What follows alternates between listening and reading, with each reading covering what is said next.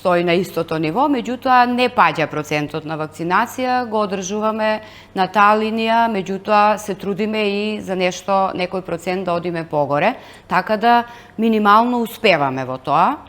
Со повикување на деца, значи нон-стоп ги повикуваме со повик лично по телефон или со покана, така да некогаш сме задоволни од она што го гледаме, ама можам да кажам дека постои тренд на опаѓање за интерес за вакцинација, така да еден апел и до родители и до сите оние кои што знаат што е вакцинација, да работат на случајот дека треба децата да се вакцинираат за да бидеме сите безбедни и за да имаме едно здраво општество. Морбилие се уште најмал процентот, значи тука е, ја како кажувам, најозгласената вакцина, затоа што сите некако во последно време се плашат и владее она да прозбори детето, да прооди, што не држи тоа мислење дека сите оние деца кои што ќе проодат или ќе прозборат,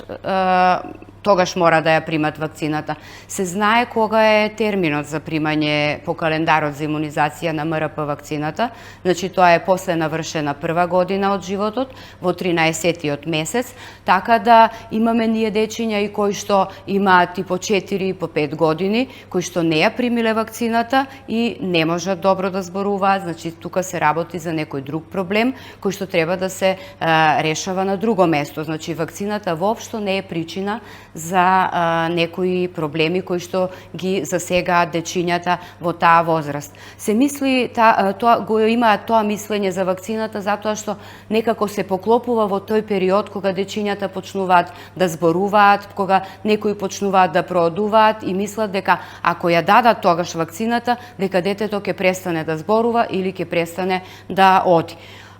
Има и такви родители, значи кои што воопшто, значи си одат по календарот за имунизација, си гледат да си го заштитат своето дете и воопшто не подлегнуваат на тие информации, односно дезинформации околу вакцините.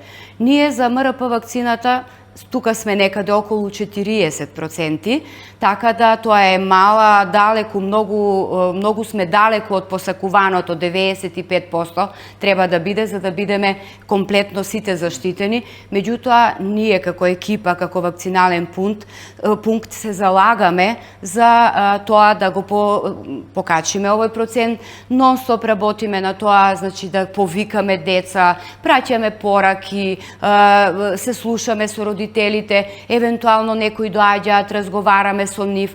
Сакам да кажам дека тука имаме успех кај некои родители, ќе дојдат замислени, загрижени, прашуваат што, како, ќе го слушнат нашето мислење, оставаме на тоа да поразмислат, ги оставаме, значи може ли да поразмислиме, поразмислете и се радуваме кога ги гледаме повторно и доаѓаат да ги вакцинираат своите деца. Тоа што го спомнувате дека во Прилеп или еве да кажам и Кратово, Паланка, тоа се помали нели градови каде што навистина процентот задоволува и да не кажам некаде и 100%. Меѓутоа кај нас во Куманово не да кажам дека постои некое помодарство околу вакцинациите, значи социјалните мрежи и дезинформираноста на родителите многу влијае околу тоа ако некој не го вакцинира своето дете и јас нема да го вакцинирам. Значи тука ние сме со таа популација која што мисли дека се знае. Меѓутоа, секој не може се да знае. Секој во својата професија учел за она што треба да биде и стручното мислење треба да се почитува.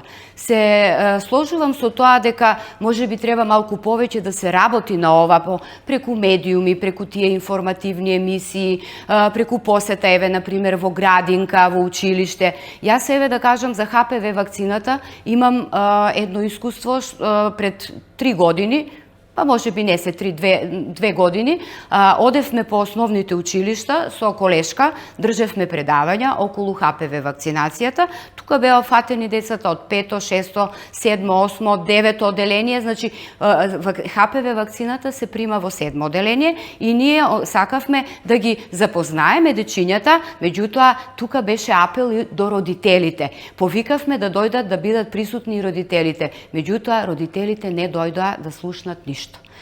Тоа е поразително. Значи, не мораш ти да имаш став да го вакцинираш детето, меѓутоа слушни го, она вистинското што треба да го слушнеш и потоа донеси одлука.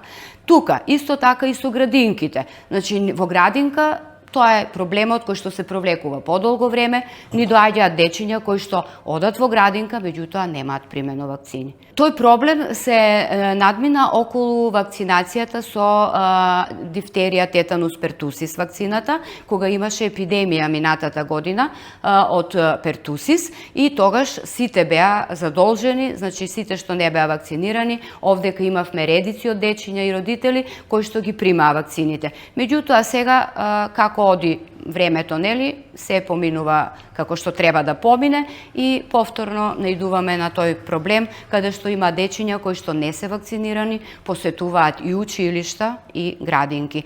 Така да ние апелираме и разговараме и со претпоставените таму дека треба да се примаат вакцините и тоа е дека вакцинацијата е едно добро за сите нас. Ние имаме законска обврска и вакцинацијата е задолжителна според календар за имунизација во Република Македонија. Меѓутоа, тоа значи дека секое дете треба да биде соодветно вакцинирано за своја возраст и да ги има сите примено вакцини.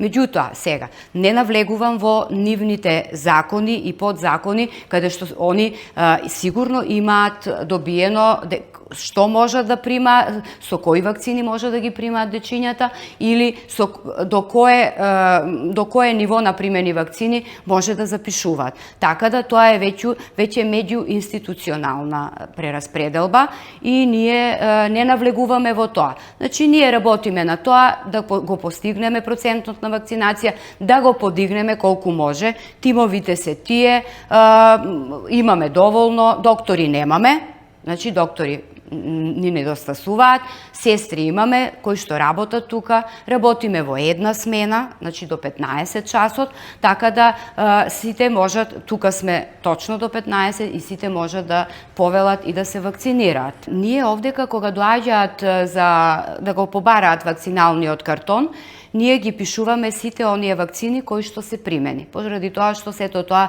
се води електронска евиденција, имаме азбучници во кои се пишуваат, во дневници, значи сето тоа е евидентирано. Сето она што го има примено, го запишуваме во картон за имунизација и соодветно каде во која држава патува, они си го преведуваат и со тоа значи го приложуваат.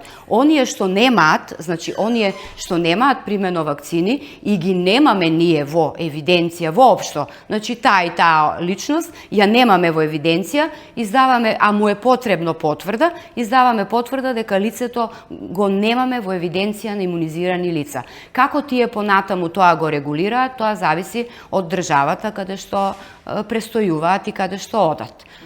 Тоа е.